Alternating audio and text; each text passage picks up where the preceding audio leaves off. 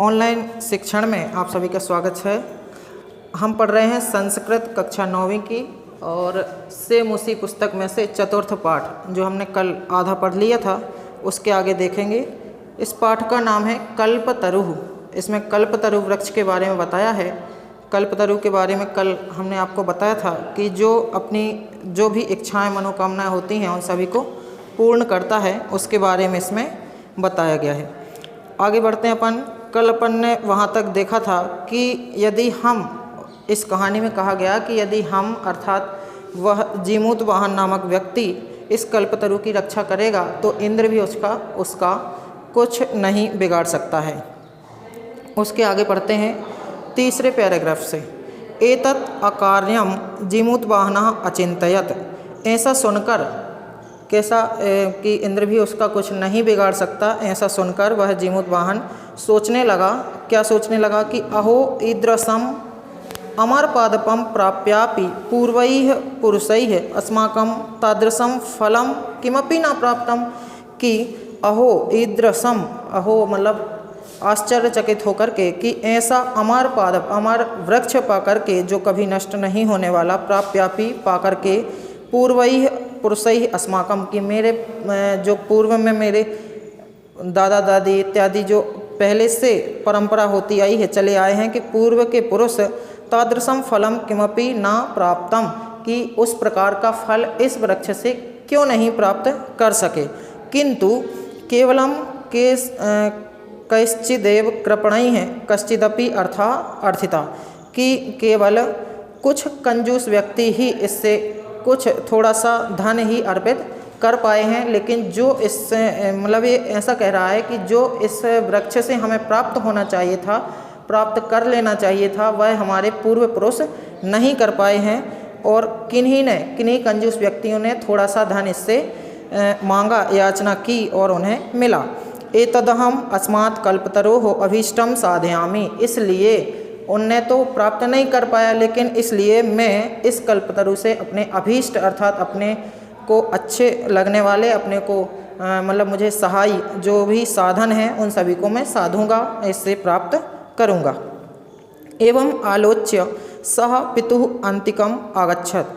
ऐसा सोच करके, कैसा कि मैं इस वृक्ष से सब कुछ सामग्री प्राप्त करूंगा, ऐसा सोचकर वह अपने पिता के समीप गया। आगत्य च सुखमासीनम पितरम एकांते न्यवेदत। कि वहाँ पिता के पास आकर के, पिता जो सुख से बैठे हुए थे, शांतिपूर्ण बैठे हुए थे, उनके समीप आकर के वह एकांत में निवेदन करने लगा। क्या करने लगा? तात अर्थात हे पिताश्री, त्वं तु जानासि एव यदस्मिन् संसार सागरे आशरीरम इदम सर्वम धर्म विचिवत चंचलम। कि हे पिताश्री, आप तो जानते हैं कि इस संसार में आशरीर इदम सर्वम धनम विचिवतम चंचलम, कि जो शरीर है वह नष्ट हो जाने वाला है, और जो धन है वह चंचल है, किसी के पास भी स्थिर नहीं रहता है। और कैसा है कि विचिवत, विचि अर्थात तरंग, कि तरंग के समान है, जो कल पहले पैराग्राफ में अपन ने पढ़ा था कि यह धन नष्ट हो जाने वाला है, तरंग के समान है। एकः परोपकार एव अस्मिन् संसारे अनश्वरः यो युगांत पर्यंतम यशः प्रसूते। कि एक परोपकार ही है ऐसा जो इस संसार में अनश्वर है। अनश्वर अर्थात नष्ट नहीं होने वाला, नाश नहीं होने वाला, अमर है, और युगांत पर्यंत मतलब युगों युगों तक वही यश को प्राप्त कराता है, यश को देता है। कौन? परोपकार। तद अस्माभिः ईदृशः कल्पतरु किमर्थम रक्षते। तो हम इस कल्पतरु की रक्षा किस लिए कर रहे हैं? परोपकार ही एकमात्र ऐसा है जो आगे तक रहेगा, जिससे हमारा यश बढ़ेगा।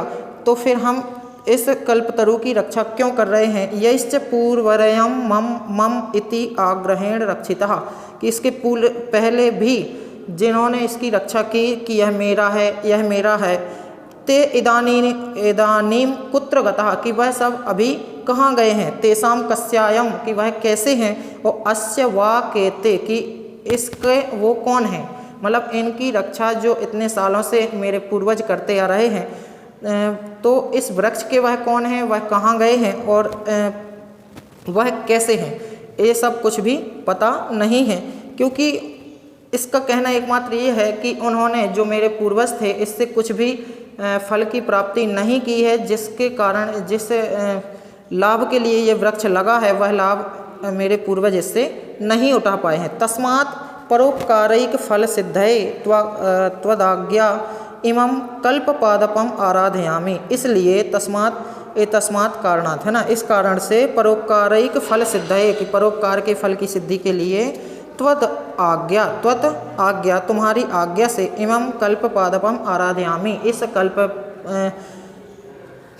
कल्पतरु को कल्प वृक्ष को मैं आराधना करना चाहता हूँ परोपकार के लिए आपकी आज्ञा से।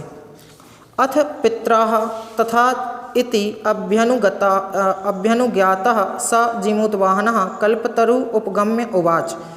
अथ पिता से बोला, अब वह पिता से बोला, इति अभ्यनुज्ञात कि ठीक है, पिताजी ने उससे क्या बोला कि ठीक है, तो वह जीमूतवाहन कल्पतरु उपगम्य उवाच, कल्पतरु के पास जाकर के उवाच अर्थात बोला, देव त्वया अस्मत् पूर्वेषाम् अभीष्टाः कामाः पूरिताः, कि तुमने मुझसे पहले अस्मत् पूर्वेषाम् अर्थात मेरे से पहले तुमने अभीष्टाः कामाः पूरिताः कि अभीष्ट अर्थात जो इष्ट लगने वाले हैं, जो जिसने जो मांगा उसको आपने पूरा किया।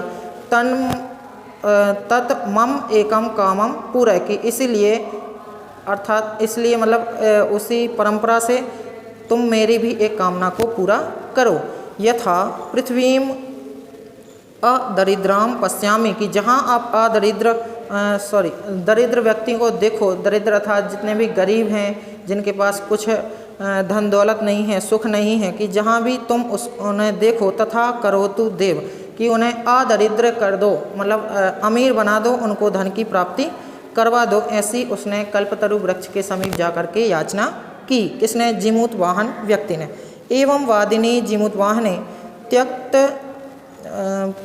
त्यक्तस्त्वया एसोहम यातोस्मि कि उसी समान वह हो जाएंगे। त्यक्तस्त्वया एसोहम यातोस्मि कि जैसा मैं चाहता हूँ ऐसा आप कर दीजिए। इति वाक् तस्मात् तरो उद्भूतः, ऐसा कह करके वह चारों तरफ शांति हो जाएगी। तो उसने वृक्ष ने क्या किया कि क्षणेन च स कल्पतरु कि क्षण मात्र में ही उस कल्पतरु ने दिवम समुपथ्य भुवि तथा वसूनि अवर्षत कि पूरी पृथ्वी पर जहाँ जहाँ भी दरिद्र थे उन लोगों को वहाँ पर धन की वर्षा कर दी। यथा न कोपी दुर्गत आसीत कि जिसके कारण से कोई भी पृथ्वी पर दुर्गत अर्थात दरिद्र या गरीब व्यक्ति कोई भी नहीं बचा। तस्य जीमूतवाहनस्य जीवानुकंपया सर्वत्र यशः प्रथितम, इस कारण से उस जीमूतवाहन नामक व्यक्ति की सर्व पृथ्वी में सर्वत्र क्या हुआ, परोपकार के कारण उसका यश फैल गया और वह यश वृद्धि को प्राप्त हुआ। तो इसमें क्या बताया गया कि लास्ट में सार ये निकलता है कि यदि अपने पास कोई चीज़ है, जैसे इनके पास कल्पतरु था, तो उससे परोपकार की इसमें भावना भाई गई है कि परोपकार के लिए उसने अपने साथ साथ समस्त व्यक्तियों के लिए धन याचना की और सुख की वृद्धि की याचना की और इस कारण से उसका यश बढ़ गया। इसके पहले बहुत सारे पूर्वजों से ये कल्प वृक्ष था, लेकिन उन्होंने ऐसा कुछ नहीं किया, इसलिए उनकी यश वृद्धि और उनका मान भी, उनका सम्मान भी ऐसा नहीं बढ़ा, लेकिन इसने ऐसा किया, इसलिए इसका यश बढ़ा, परोपकार की भावना बढ़ी। और ऐसी परोपकार की भावना हमारे अंदर व्यक्त हो, हमारे अंदर से प्रकट हो, हम भी परोपकार करें। कल आपको श्लोक सुनाया था कि वृक्ष फल देते हैं परोपकार के लिए, नदियाँ पानी देती हैं, बहती हैं परोपकार के लिए, गाय दूध देती है परोपकार के लिए, और यह शरीर हमारा परोपकार के लिए ही बना है। इसलिए हम परोपकार की मुख्यता रख करके अपना कार्य निरंतर करते रहें, ऐसी इसमें शिक्षा दी गई है। शेष अपन बाद में पढ़ेंगे आगे। आप इसके अभ्यास को करें और यदि कहीं कोई प्रॉब्लम आती है, प्रश्न में खाली स्थान इत्यादि हैं, तो आप विद्यालय में आकर के संपर्क कर सकते हैं। धन्यवाद।